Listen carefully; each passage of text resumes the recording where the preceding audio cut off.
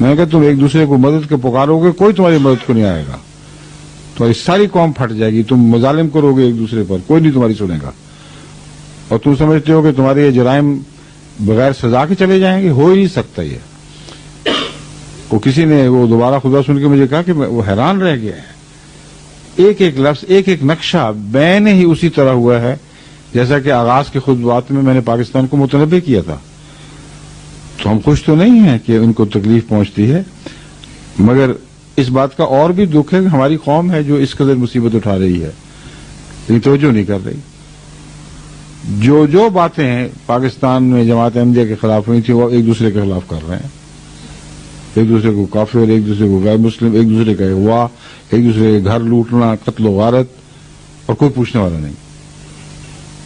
تو یہ دیکھیں خدا دکھائی دے رہا ہے کام کرتا ہوا،